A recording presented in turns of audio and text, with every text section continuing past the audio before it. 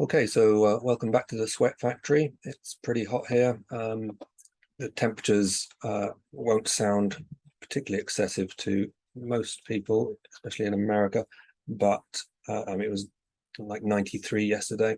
But the thing is that we don't have air conditioning in the UK. I have never been in a UK house that has air conditioning. So when it gets hot, we just sit around and sweat a lot. Yeah, so I'm still avoiding writing. I've got three options I'm considering for new stuff. I've got on Wattpad, there's 6 chapters of something called Jacob's Ladder, which I think is a pretty decent start to a book. Begins quite generic, but hopefully well written, and then after a few chapters there's an interesting twist, and I think it could go somewhere. And I'm considering extending that. It's a start I made just before Red Sister, so I started on it and I showed it to my agent, and he said, yeah, very nice, you got anything else? So I wrote the first bit of Red Sister and they liked that better, but I think I might go back and work on it. Another thing is I started a Jallan and Snorri book, a sort of follow up to the Red Queen's War, probably about the same time, about 5 years ago, and I wrote about a third of the book, and then got diverted into something else. And the first 25,000 words of that are the novella that's at the back of the Grim Oak Press omnibus for the trilogy. Actually, I've probably got one of those up here.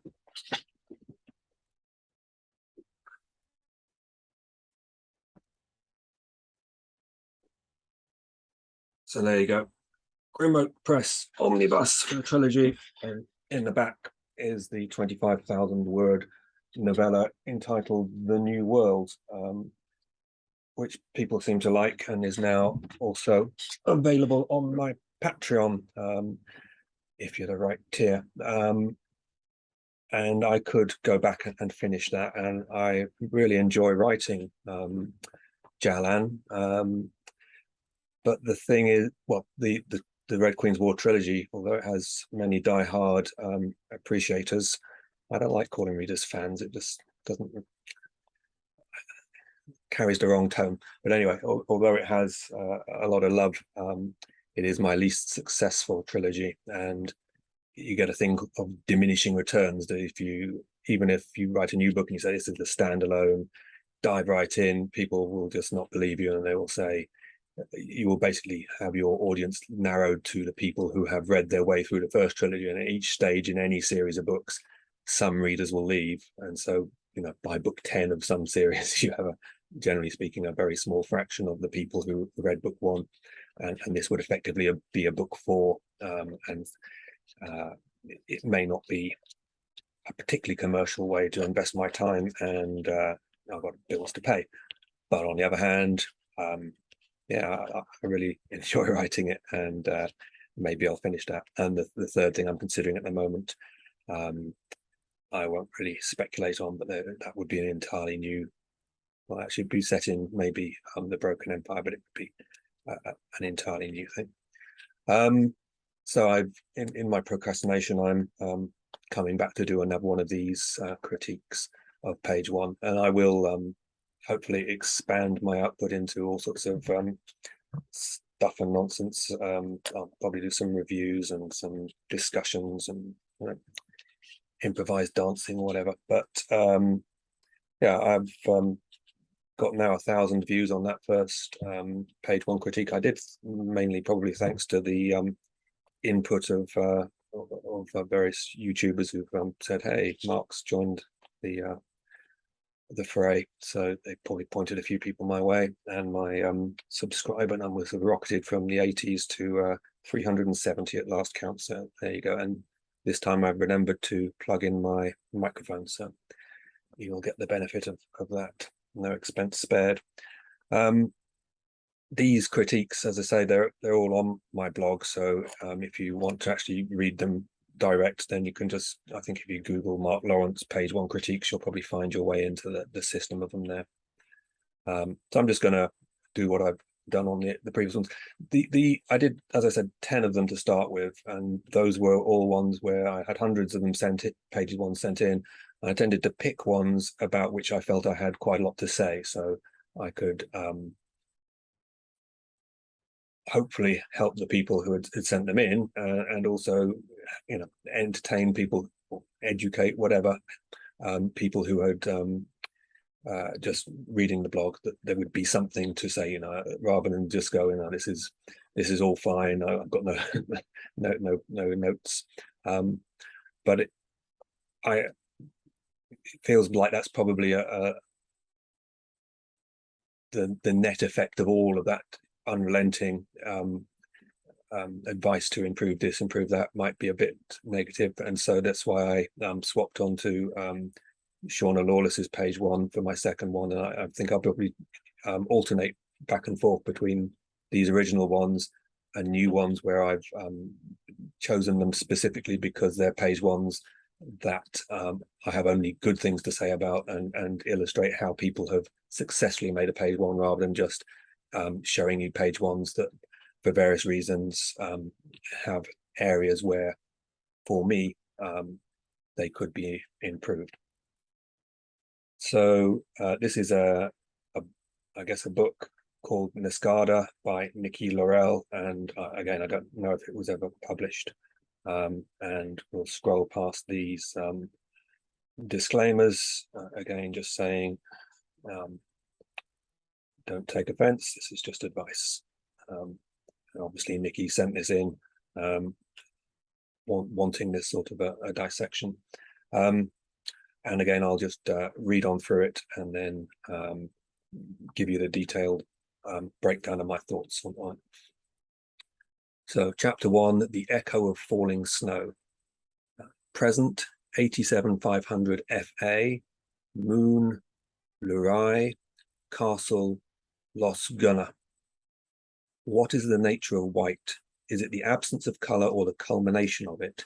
Is it the innocence of a flower, or is it the death of the moon at the end of each day? Is it the ice of snow, or is it the fire of sand? Is it the silver edge of soul and vision, or the dulled and blunted near-death neathlands of a mind devoid of color? White is a mystery, and Terra Talaveris is its truth, its breath, and its song. She who her people have entitled Gamut Obscura Requiem, the purity of death, the fire of the damned, the spirit of ice itself. A vast space filled with crisp, frosted air, like every other room in Castle Los Gunna, was the throne room of Terra Talaveris. At the end of the pale blue carpet stretching from the entrance of the door to the very back of the room was her silver throne, with its gem-enclustered frame, jewel-stoned knobs, and soft blue velvet cushions. Here she sat, her poise so perfect, almost lifeless, her eyes so emotionless that it would have startled anyone had she parted her lips and she begun to speak. That, however, did not happen. Instead, it was impossible to discern whether she was observing or listening to the nervous guard before her, or, as it often was, to something else far away within herself. Xavier Moga Savoy finished his report on the Lurian military combat training regime's progress and stood resolute, waiting for Terra to either respond or dismiss him. While he waited, he took in her countenance with the care and propriety befitting her divinity. Terra still stared at him, but whether past him or into him, he could not be sure. Then her eyes focused on him, and for the first time she nodded her head in acknowledgement of his report. You may go. Xavier took a controlled breath, bowed, and left. The moment he neared the door, his heart released its deep suspended throb. Her voice was stunning, a rustle in the air, hush and innocence, dreams and softness, like the echo of falling snow. Shaking himself loose of his inappropriate thoughts and focusing his mind on the evening meal to come, he walked away from the throne and exited through the grand quartz doors, taking perfunctory note of their blue diamond knobs. Tara's eyes followed the receding back of the guard. She had barely paid attention to what he said, and no attention to him at all. He had wild hair, that was about all she could remember. Something about his eyes had caused her to focus on him for a moment, but she couldn't define what or why. Here we go, page 1. And we'll dive into my commentary. So we start with a note that you don't often see chapter titles in modern fantasy for adults. I don't see any particular reason for that. I've got nothing against them. I had them in Prince of Thorns and was asked to remove them. The echo of falling snow, it's quite a nice line, and it has that contradiction I've spoken of before, that falling snow doesn't echo, so but it shares something in common with things that might echo, as like falling stones or something might echo. So it's confounding your expectations in a way, and that gives it a certain degree of power. So we go into essentially some world building fragments to do with the date and the location, and then we have this sort of in italics to sort of show it's apart from the main text, this discussion of the nature of white. And world building fragments are fairly common in fantasy. Robin Hobb uses them. They're fine, a little drop of history or yeah, some sort of interaction which is separate from the main text and tangential, but just gives some color to the world. That's fine. I like that sort of thing. This here is more of a sort of piece of poetry, and you have to ask what it's achieving. It's a like a spreading your prose wares in front of the reader. I guess it's saying, look, I can write some powerful prose. And to be honest, I did this myself in the prologue of Red Sister, which is basically a page of very poetic writing. So I can't sniff at this, but some people will say that sort of thing is indulgent, and some people will just skip over the prologue of Red Sister, for example, and say, get me to the story. And that's why it's a prologue rather than chapter 1. I didn't want to start by saying you have to read this.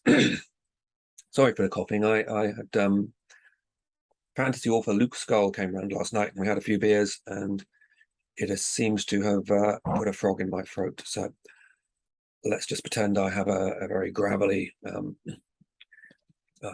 country and western singer voice. I'm going to make 1 or 2 more coughs just to attempt to rectify the situation. Let's see how my microphone coped with that. Okay, pushing on. So we have all these vaguely fantasy names. I mean, you have to be careful what you say on this, because for all I know, these names are commonly used in other parts of the world, and it's just my cultural ignorance, and I don't want to come across as criticizing names that are widely known to other portions of the population. But there very clearly is a spectrum of names, fantasy-ish names, and you can start pushing it into things that do look a bit high fantasy silly, with lots of apostrophes and hyphens and odd letters. These can be good in building, in world building, but they can also fall into sort of cliche and tropes. And if the name is essentially impossible to pronounce without a reference guide of some sort, and it's not a real world name, because the previous book I was talking about had all these Irish names that I hadn't got a hope of pronouncing, but they were real names as valid as mine, and there was a glossary. And so it's just a note that if you're just making up names, then, and I'm not saying these are made up, maybe they are, maybe Talaveris is a name from some part of the world, but I just did trip over some of the names in this, and obviously you don't want to call everyone Fred and Bill, but maybe you don't want to push too far into the more difficult regions of the spectrum. This queen has, for example, 4 A's and 3 E's in her name, and that's not even all of the vowels. It's just something to consider. Here we've got some description of the throne room, and she's used the word gem enclustered. I'm not even sure enclustered is a word. Maybe it is. It feels like if it is, then it's probably something that popped up on a in a thesaurus when looking for an alternative to encrusted. I would have just used encrusted because it's not a word that's particularly overused. I don't tend to use it day to day. And I'm noting here that things like jewel stoned knobs just feels a bit awkward in phraseology to me. And then maybe they should be some rethinking there. I'm talking about adjectives, which this is just a general writing point. A lot of writers, when they start off at least, feel that they need to throw in loads of adjectives, and that good writing is partly a process of just throwing in lots and lots of adjectives, and it really isn't. And I have this, I often say that when you're considering the use of adjectives, it's a bit like adding spice to food. So if you don't put any in at all, you get a very bland result. And if you put in a load of them, then you get something that's basically overspiced and inedible to most people. But the point at which people draw the line is different for each person. So you are best off, if you want lots of people to read your book, trying to draw that line somewhere in the middle. And I would generally avoid trying to put like 2 adjectives in front of every noun. That's just too high a level, I feel. And I wouldn't even put 1 adjective in front of every noun. Not every noun needs some qualification. It's fine to let the noun do its work and just let the reader go without knowing what color it is or that sort of thing. But you need some, and you're going to have to find your own level. And I was just saying here that was perhaps too much had been said. We've got this crisp frosted, pale blue, soft blue, and that's a lot of stuff that maybe we really don't need about this throne room that we just stepped into. Again, you told us it's a throne room, and maybe just a lighter touch there. I'm saying when you're doing descriptions, specifics are often a great way to make description work. And that specific, I'm not really talking there about, oh, it was blue, though that is a specific, but something really specific, some small detail that is unique to the object or the place. If you say something bland like sumptuous, it doesn't really tell us much. I mean, as soon as you've said it in the throne room, we're pretty much gonna know it's sumptuous. I call this thing the use of point detail, that you can really you could spend like 2-3 pages describing a room, and it's just boring. People don't want to know where the chair was and how long the curtains were and pattern. But if you just put in a few point details about that room, to make it unique and to make it obvious that it's a real room that you've been in, I'm looking at my desk, which is covered in crap, and if I just picked out 1 or 2 of those items and mentioned them, particularly ones that you wouldn't necessarily find on a desk, like that little bottle of soy sauce there, that sort of grounds the reader and makes them believe in the place, and then they can populate the rest of the room through their own imagination. They can assume it has windows and curtains and chairs and tables, and they'll summon their own images of those things, and it doesn't really matter if that quite matched up with the writers, because what you want to do is put that person in that room and make them believe they're there. And it doesn't, you don't really care if that room looks identical to the one that you had in mind. And point detail is a way of doing that. And here I'm saying that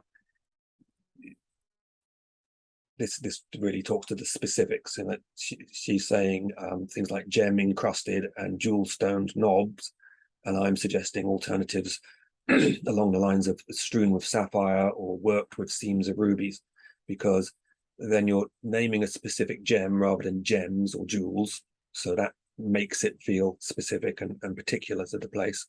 And by naming them, I don't then have to throw in colors, because I'm introducing the colors because people associate red with rubies and the blues with the sapphires. So it's working on various levels to deliver a sense of the place in a more concentrated form. Okay, so we move on to the Queen herself, and we talk about her being emotionless and very sort of unmoving, perfect. And it all feels quite disembodied. We don't know who is telling us this. We're just a sort of eyeball floating around in the place. And as I've said before, it's always good to deliver description through a point of view that you wish to illuminate, so you can tell us something about what they're looking at, but also about the point of view. That's an efficient way of doing things. And then it finishes up with talking about whether she was going to speak, and it says, and this didn't happen. So it's often a bit redundant and wasted words to tell us about things that didn't happen, tell us about what did happen. Well, on page 1, we've got limited space. You don't really want to be spending words on the things that didn't happen. And I'm saying you probably just spent way too many words on her. If you just said something along the lines of, she sat as if carved, her thoughts unreadable, you've basically given us everything that's in that paragraph in half a line.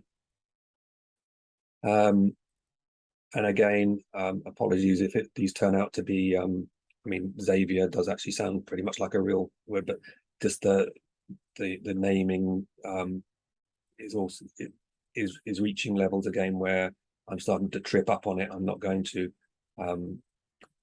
remember these names particularly well. So dialogue is good. He's not, so we're having this guy give a report, but we're being told he's given the report. We're not being given the dialogue. And I always feel like that's a way to bring things to life better. And it doesn't sound a particularly interesting thing.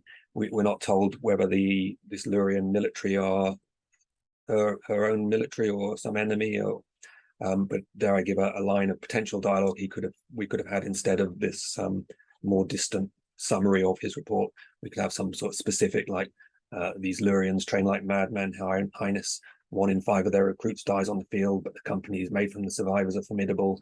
I pray we do not see them at our gates.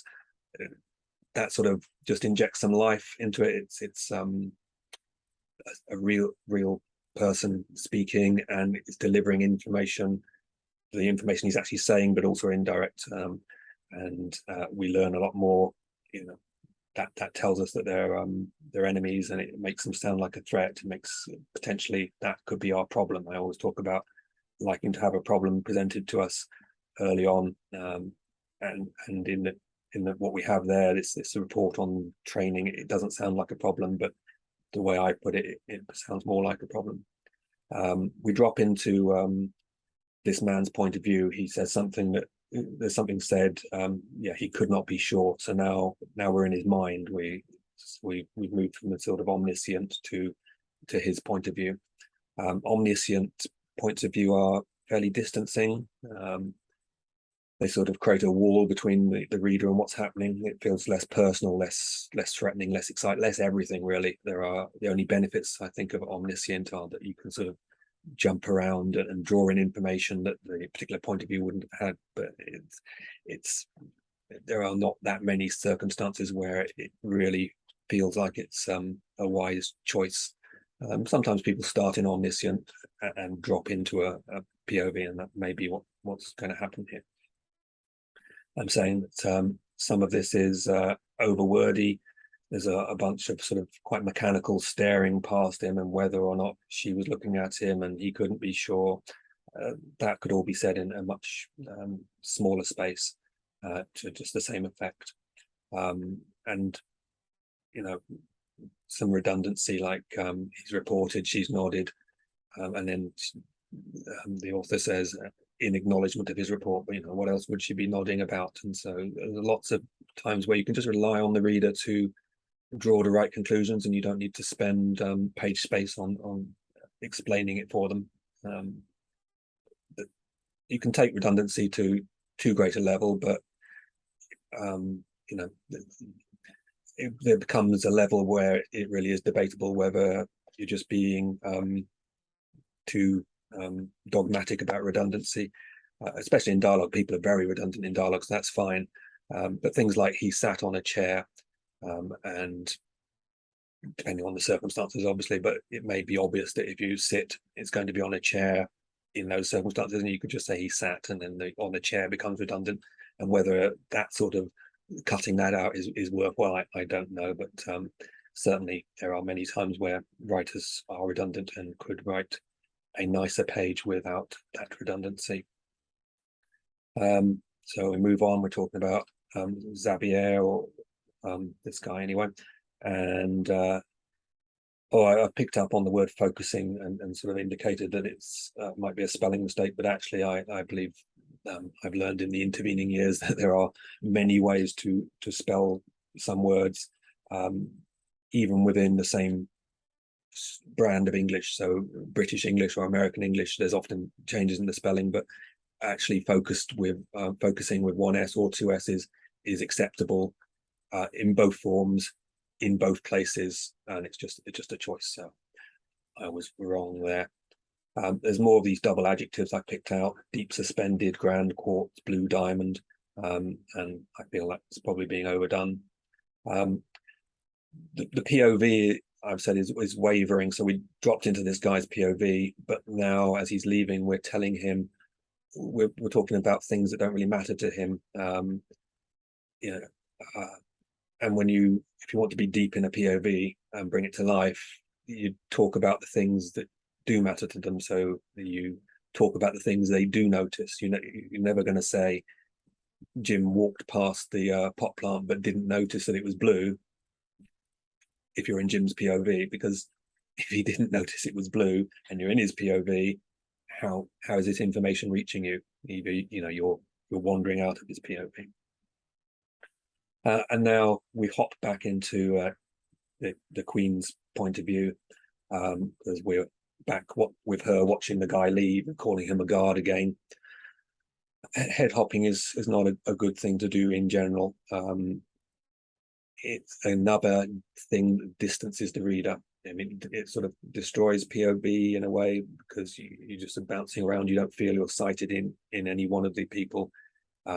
It's a form of omniscience, so you can have an omniscient point of view where you drop into different people. But generally, I would advise against it. It's picking a POV and sticking with them for a chapter at least, and being as deep in them as possible tends to produce more effective writing. And again, all of these rules are not rules in the like rules of physics sense. Stephen King, you may have heard of, he occasionally, not often, but occasionally head hops. But he is a experienced enough writer to use that approach to good effect sparingly. And yeah, I think that's like the masterclass. So the big question is, what's this page one told us? Let's sort of think about what we've actually seen in this page one. There's a queen on a nice on a throne in a nice throne room. There's a soldier reporting on some training. She's not really paying attention to him. He's awed by her beauty, and that's basically it. You know, there's no problem. There is tiniest bit of dialogue. I think she says, "You may go." There is I'm not left with any great number of questions. You know, there's nothing troubling me that I need to turn onto page 2 to answer. It's just a quick, I've been introduced to a character at some fairly surface level.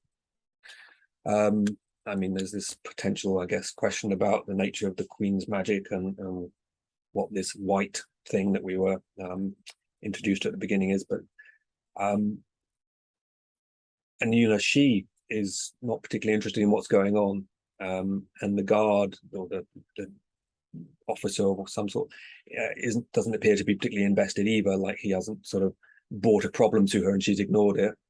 They just nobody seems to particularly care what's going on. You need your characters to care in order for the reader to care. If that report had been really important and the Queen had ignored it, and the guy then knew that there was this was bad news because he'd been counting on the Queen to take action and solve the problem, that would be a problem, and we'd be more invested in reading on. Here, it feels much more bland than that. There's nice writing, but that's really the sum of it. There's no incentive to move on apart from more of the prose. So what else have I said? So yeah, I mean, this is only a page one. It could be a sort of gentle poetic warm-up, in the same way that maybe my prologue in Red Sister was. But being in chapter one, it's one that you don't really have an option about consuming.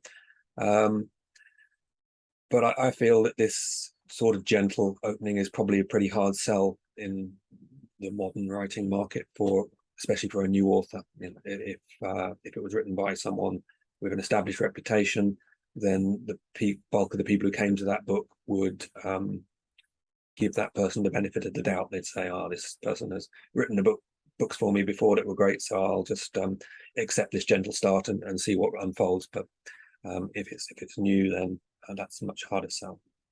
And that's really the sum of my comments on this piece. I will probably hunt out what I consider to be a really successful first page and see if I can get the author to let me do this sort of thing to it and bring that to you next time, hopefully with cooler conditions. And I'll be told the bit where I hunt for the button to turn the video off has become my sort of trademark. So here you go. You get to see my iconic hunting of the turning off of the recording. Catch you guys later.